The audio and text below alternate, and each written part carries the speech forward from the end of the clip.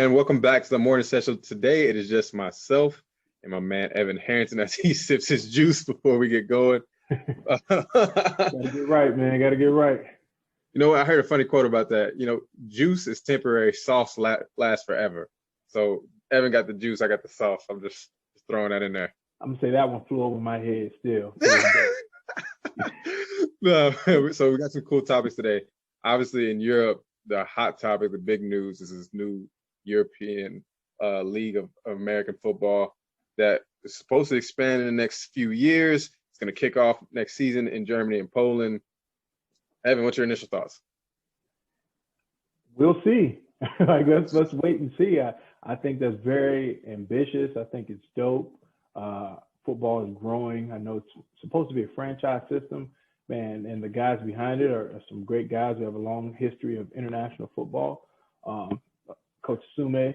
So, I mean, it's very exciting. I'm interested to see how it goes. You know, here in the States, when we have those leagues, they're kind of short-lived. So it's interesting to see it try to jump off in Germany. Nah, that's exactly where I'm at too. It's interesting. We will see. I think it's interesting. You brought up the point on the short-lived XFL that is coming back, the AAF that I thought was really cool. I thought the Alliance League had some good things going. I was watching the games. They had an app. They had different commercials rolling. I thought it was cool. But when it comes to Europe, I mean, I'm excited for the idea. Like you're telling me I can see a German team play an Austrian team play an Italian, Swiss, and so on. And seems cool. How you gonna do it? Where's the money at? That's everybody's question. Where the money at? Who's paying for what? Yeah. Yeah. But you're in the NFL now, so just from what you've experienced, how much manpower and organization does it really take to really run a league?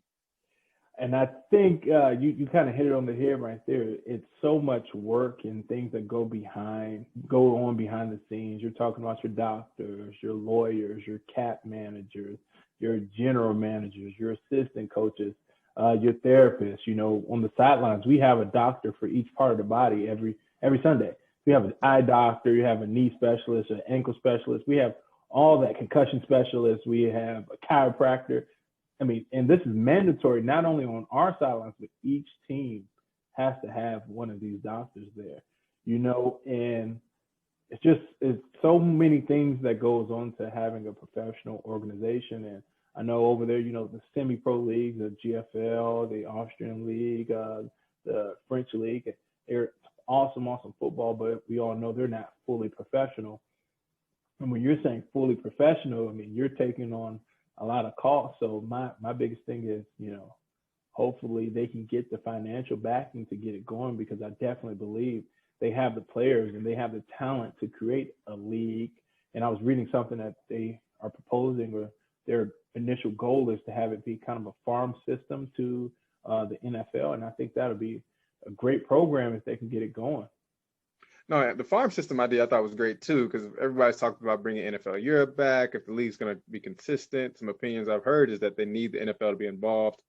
And I think that comment comes from the community in Europe or international football outside of the states. Is like, NFL's got the money. Hey, you should share it. For those of us who are from America, if a big organization makes a bunch of money there, they like to share money, they like to donate, but like, am I just gonna give you all my earnings? No. Are they philanthropic? Yes. But are they just gonna give it up just because, like, I got $1 million, here's half mine? Nah, that's not how it's not how America really works. Not at all, man. Not at all.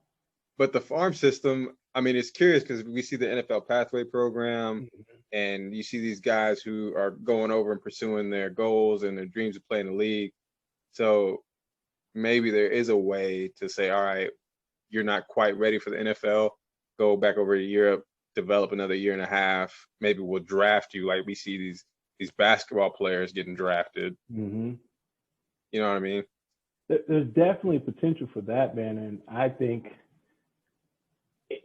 there's a lot of different moving pieces, because, I mean, if you're trying to be professional, that means you're going to pay your coaches, you're going to pay full staff, you're going to pay the players.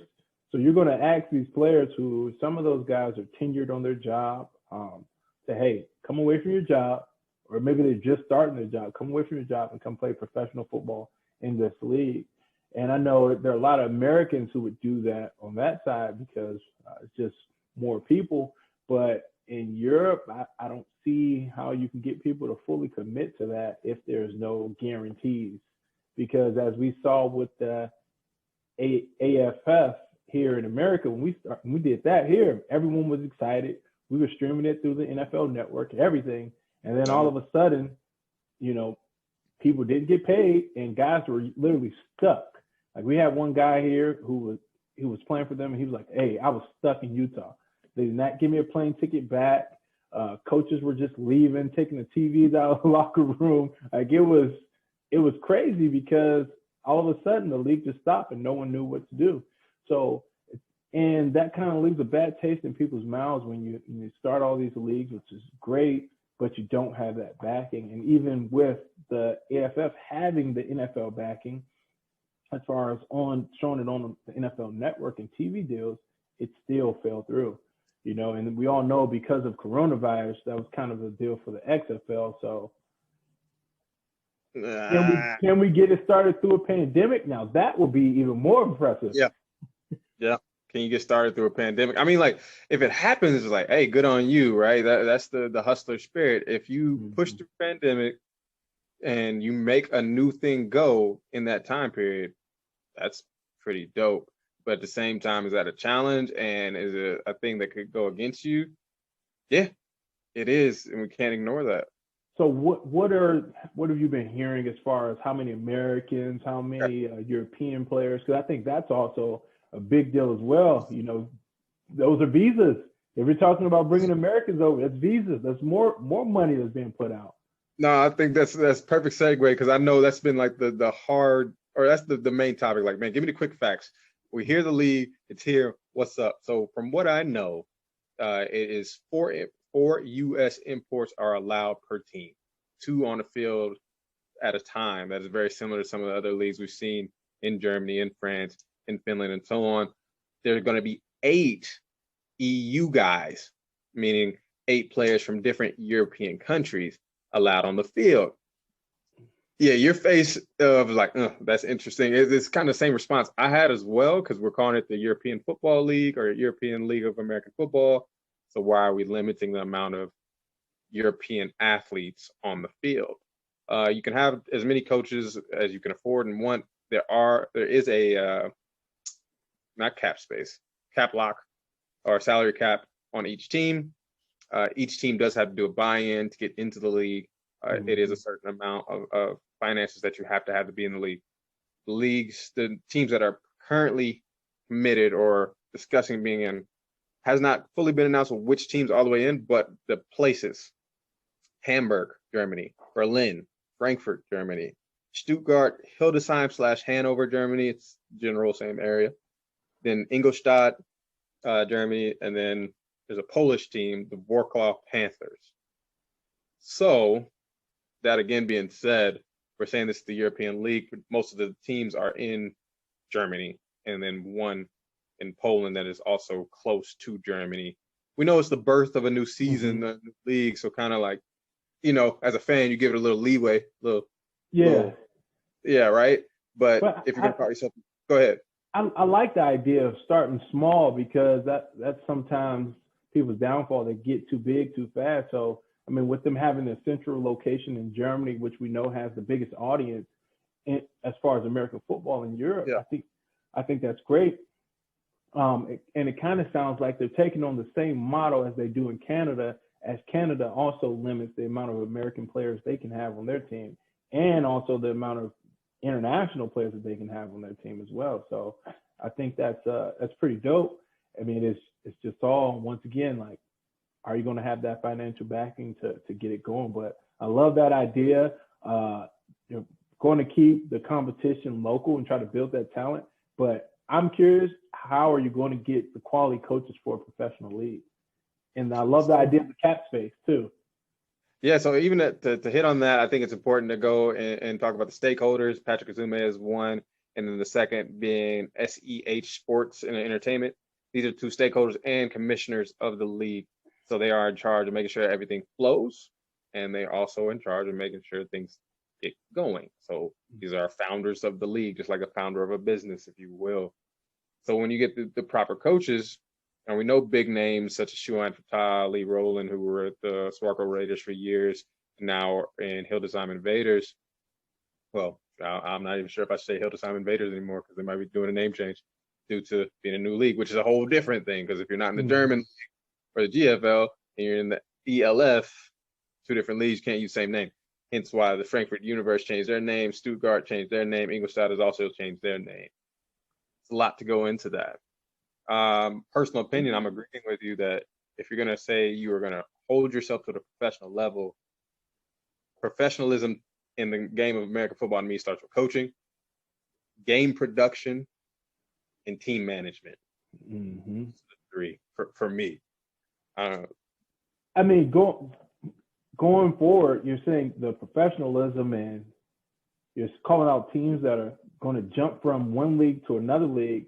Is there a penalty for those guys leaving the GFL? I know I saw something with the GFL putting out a statement, so it's kind of it's interesting, man. But I think again, this kind of all goes back where there needs to be some sort of unity throughout Europe, man, as far as football in a whole, because there's so many talented players, so many talented coaches, so many talented management people, so many talented equipment management people. I remember when I was in Frankfurt, we still had our guy Walter. A shout out to my guy Walter Still. He's the head equipment guy for Frankfurt. And he was there back when they were the universe of the NFL Europe. And you still have those fan bases all throughout Europe. And if someone, and maybe it's this new league, can get that thing rolling where they're bringing that fan base back in all these different countries, it's going to be freaking amazing. So I'm excited to see what happens, and I hope they can get it going. But as we said, it has to be done the correct way. No, it does. Those are my three. Of course, we got some phone calls to take and see what is what. Those are quick facts I think the audience deserves to know. Just like, here's who is allowed to be on the team, who's not on the team, here's how much money is going here.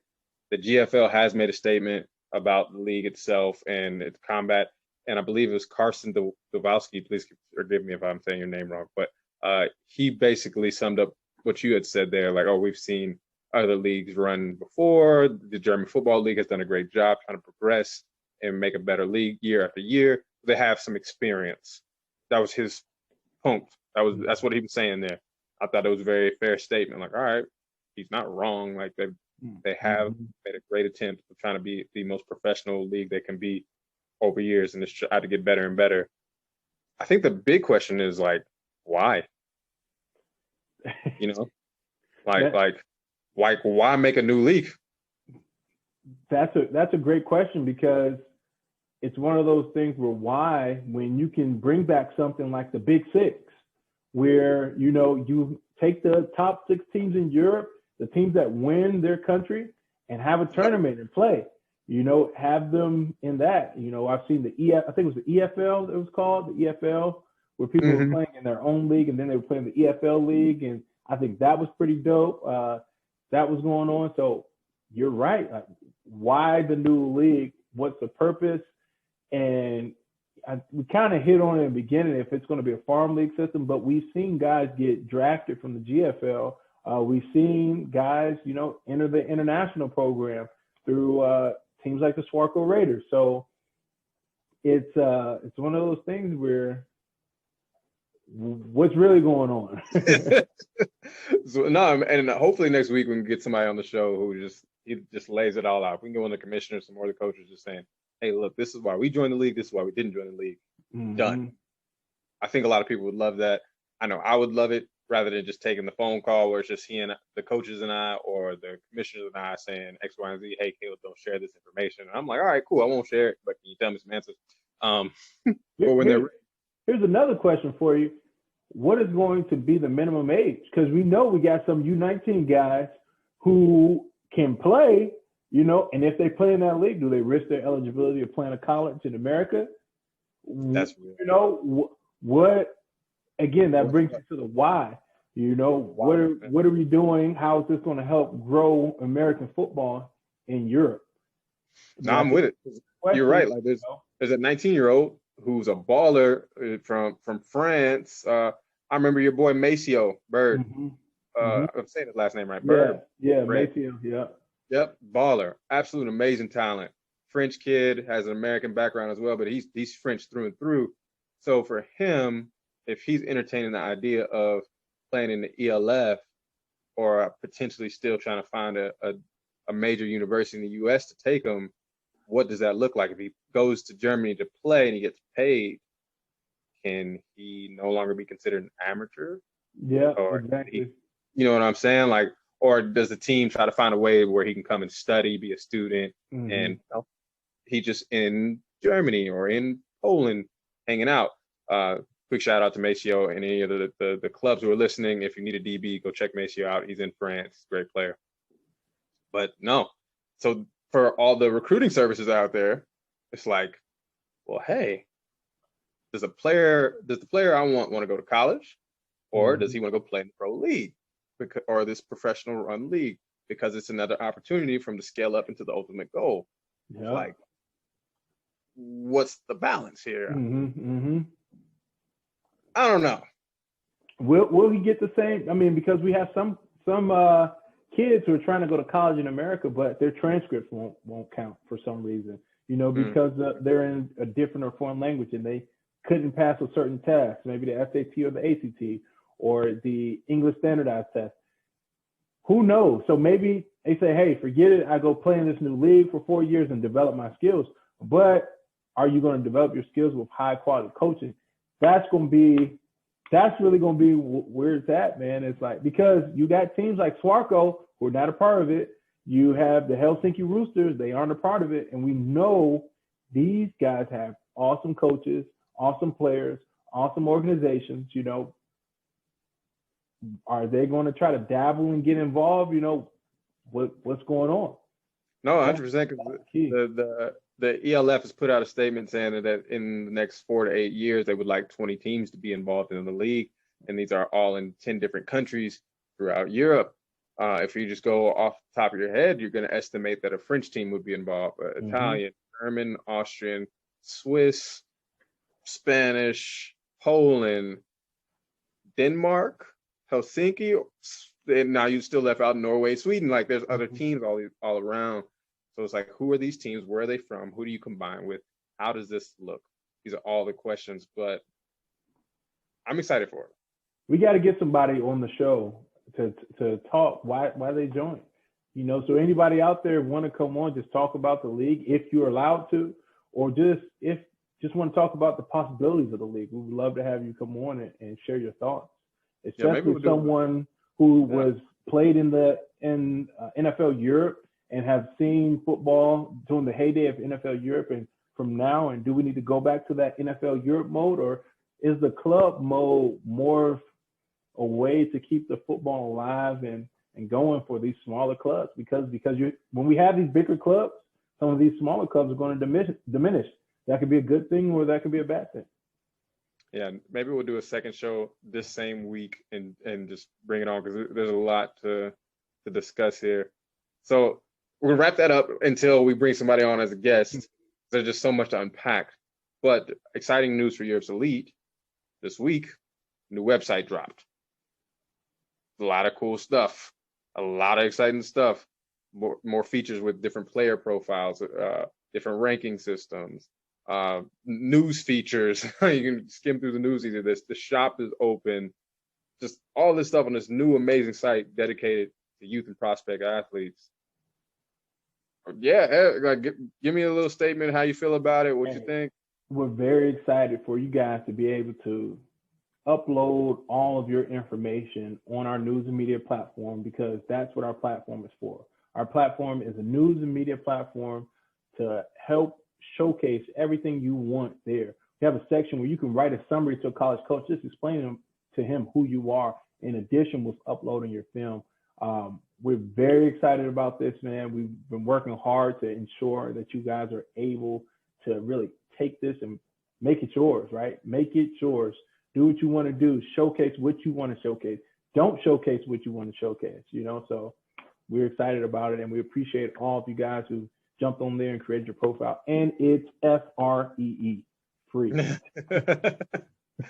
it's an important thing. Like everybody asks, "Oh, how do I get involved in the rankings? How could I potentially be seen, noticed?" Like, look, these profiles are out there. They're free. Yes, we monitor them, and maybe we'll correct a few things. So, like, if you try to get on there and you're well under 2 meters, you're like 156 centimeters, which is probably somewhere around like 5'6", and you try to get in there and say you're 6'5", hey, bro.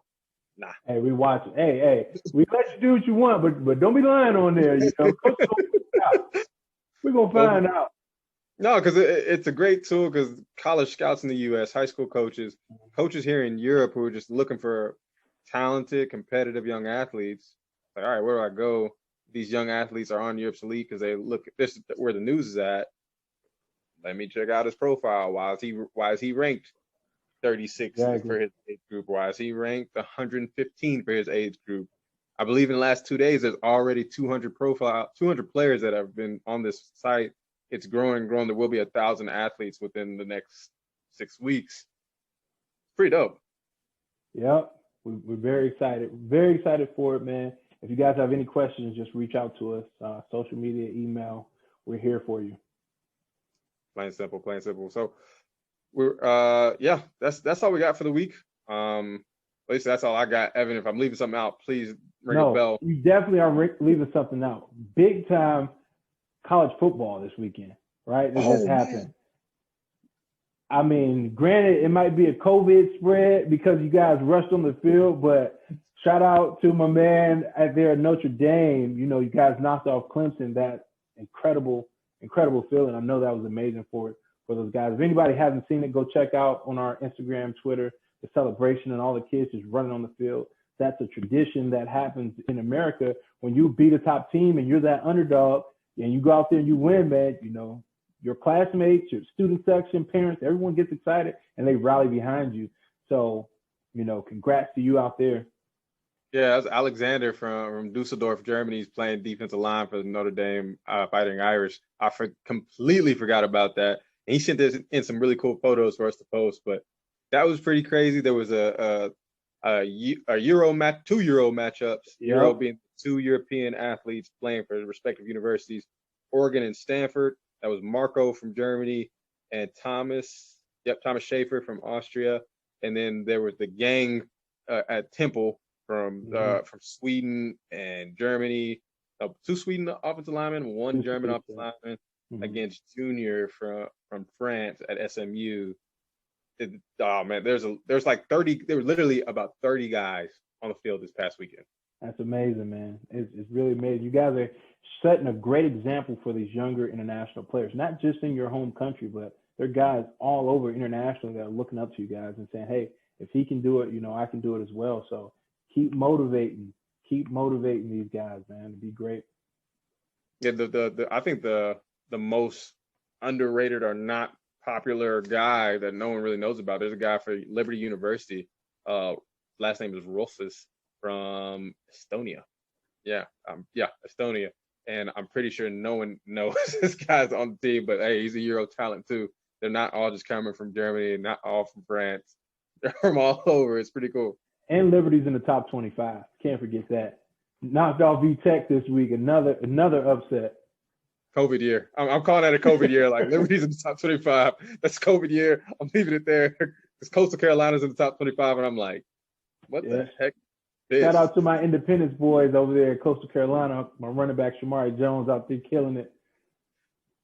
COVID year, because like any other year, I'm seeing some other teams up there. I'm like, I don't know what the heck is going on. But Coastal Carolina is undefeated. They're balling undefeated, man. They are doing a great job there. It's crazy. It's crazy. So other than that, unfortunately, all football here in Europe is at a halt. So like, we're just training. Everybody out here is just training. Keep grinding, keep plugging, or as they say out there in Washington, keep chopping. Keep chopping, baby. That's it, guys. So until next time, maybe we'll have a surprise guest later this week, talk more about the league, and we will actually show you some more features with the site. But until then, go check it out at any time. Stay healthy, stay safe.